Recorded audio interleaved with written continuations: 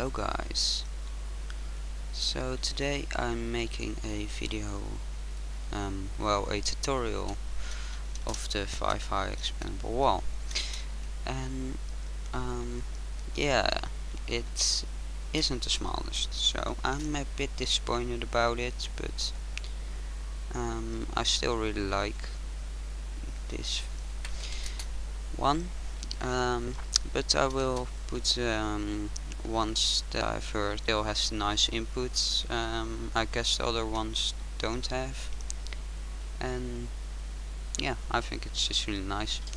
So let's go to the tutorial. So you will start by finding the spot you want to make it, and here will be the ceiling, and here will be the floor, and of course the 5 block gap in between. Then we will start with our layout.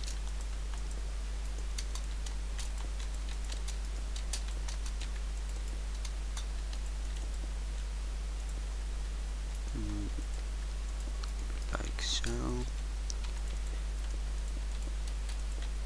So that's for the piston layout for the bottom, and you will need to fill in the blocks.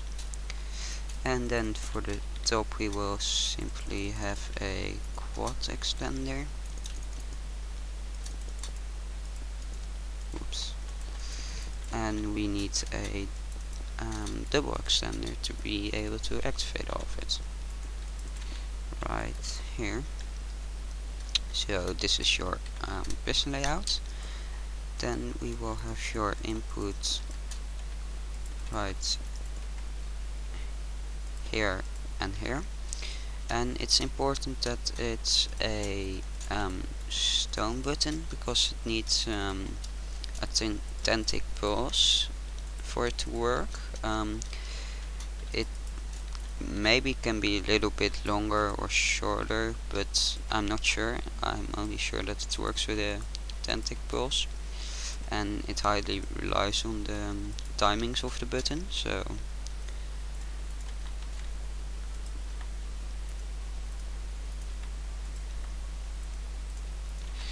okay, and here we will have the ONIT flip-flop, which needs to be in the other state, by the way. So like this, and output for it, and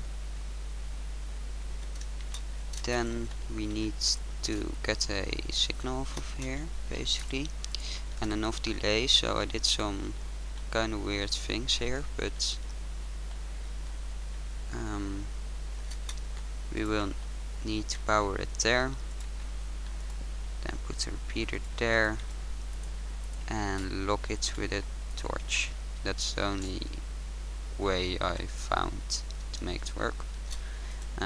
Probably are some better ways though, but this does work, so I'm happy with it. So just to finish your inputs, and we need some immovable block here. I'm not entirely sure, but I believe it will screw up otherwise, and otherwise yeah, we're better safe than sorry, I guess. Then we take the output off of here with a pretty long delay.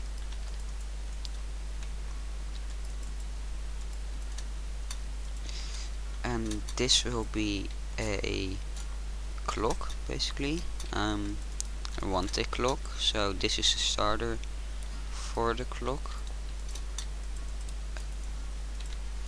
like so, and redstone there. And we will need these torches later.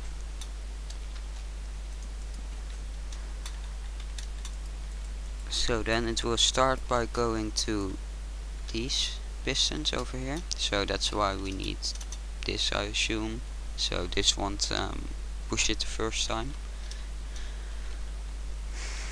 And then we will have a 2-tick delay, but with 1-tick repeaters, because it needs to remain a 1-tick pulse. So we do that like this.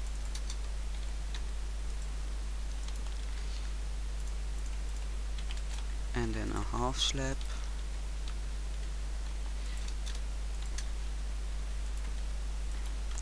And then to make it a real clock, we obviously need to return the signal. Like so. So this will basically start the clock by retracting this piston and empowering this a tick later, then a tick later as the clock came here. So it will make a 1 tick pulse, and then that will travel around, eventually come here again, power itself, and after the 10 tick pulse this thing will extend again and it will stop the clock. So yeah, you can see how much of it is working already. So pretty big parts, as you can see. It only needs to do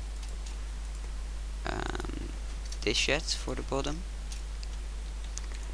and it uses the same circuit for opening at the bottom part. So then we will add that little circuit to make those pulses I did manually. Oops, need to cut that off. And here we need a 4 tick pulse.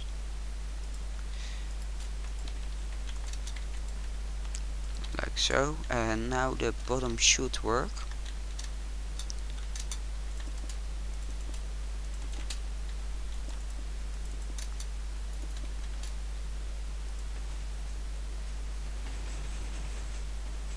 As you can see, it's a bit slow. It does one unnecessary movement, but it does work. So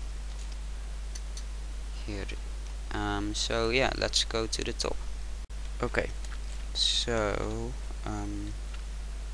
this should be in the other position now because we triggered this a few times. Then we will have some blocks right here.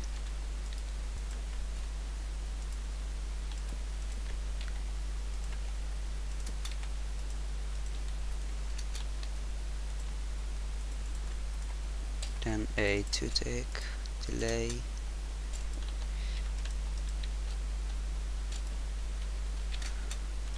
Up there.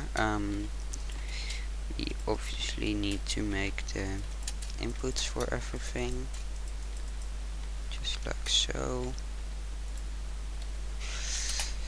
And it's always raining in this world. It seems like it's always. Then we will continue this staircase.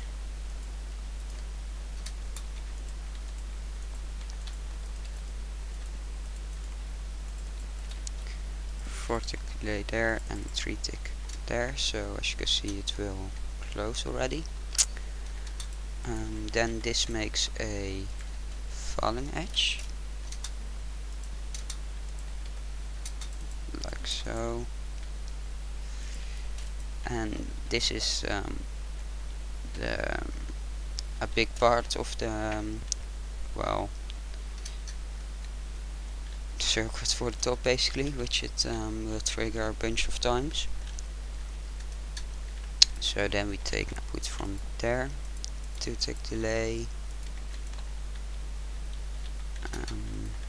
We will have signal going into there.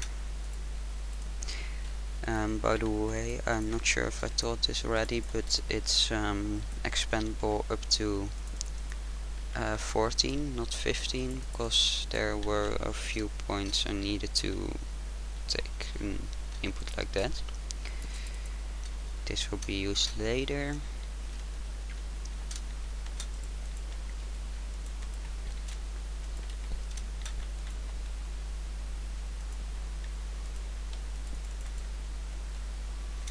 So then we will make a double piston extender here.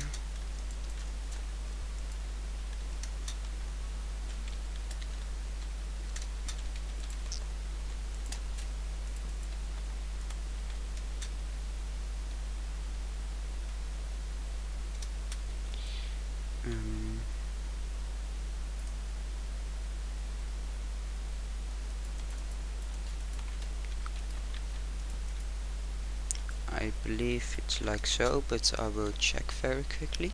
Okay, that's correct. Then we need to take a signal from there, and we need, no, actually we need a repeater there and 2-tick delay, and now it should, yeah, do a big part again already.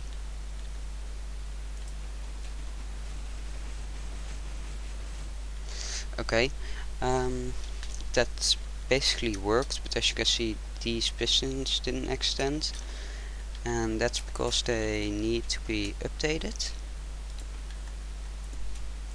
with some redstone circuit.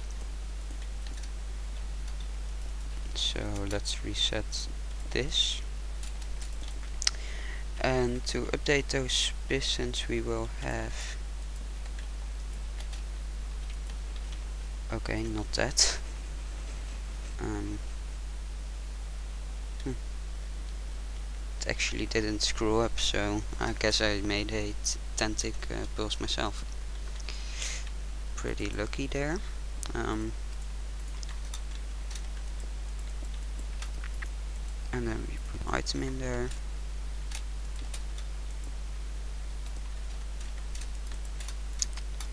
And then we will have a column of torches and a block there. And this should update it correctly now. So yeah, as you can see, I use signal strength of 1 going into the input line, and this will update the piston basically. And one thing I did as well, which is kind of interesting, is these comparators, or this second comparator, basically does have a use as well. It's not needed everywhere, but at some places, because when opening, if you push the button, it will lock this comparator, so it basically fires top immediately instead of waiting on this 2, 3, 4 tick delay basically, or might be a bit more. I'm not sure how the timing of the cauldron and shit works, but so now I think it should extend, as you can see there. So now we're left with this, and by firing the same input circuit at the right timing, we can make it yeah, do a big part of the retraction again. So I'm not sure if this slab is needed anymore, but now I think of it. So it will be powered by this, so we can recreate it with a button here.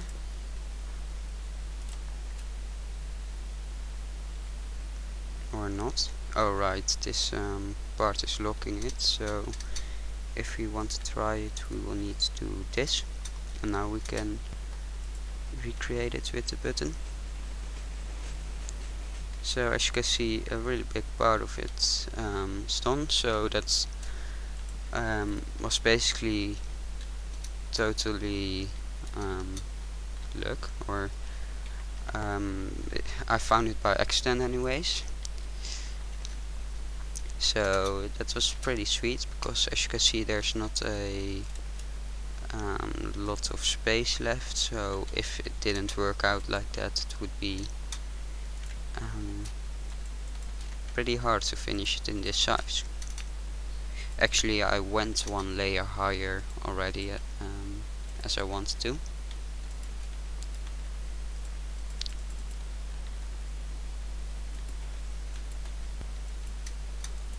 I guess that should have been then I wanted. I'm mistaking some things because of the Dutch grammar, and I'm not that good at grammar basically.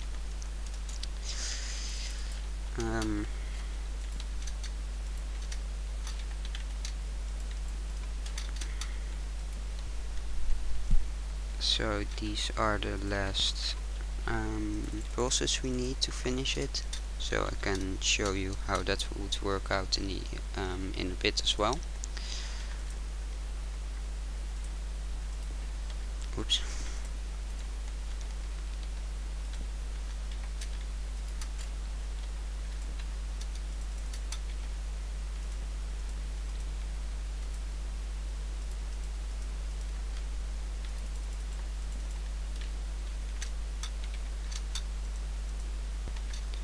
And this needs to be a half slab actually. So as you can see, this last bit is basically fitted in afterwards because I didn't manage to get it in the space I wanted. So yeah, I made it just one layer higher. So we should be able to recreate that last part using a button as well.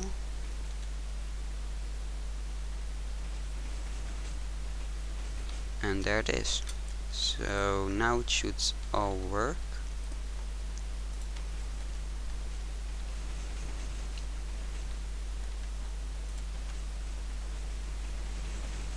And I pressed it too fast again, so it doesn't totally screw up, but it can't finish the opening basically. So I need to wait longer again. So that's the biggest disadvantage of this door. I could remove the pulse somehow, but yeah, it would be bigger again. So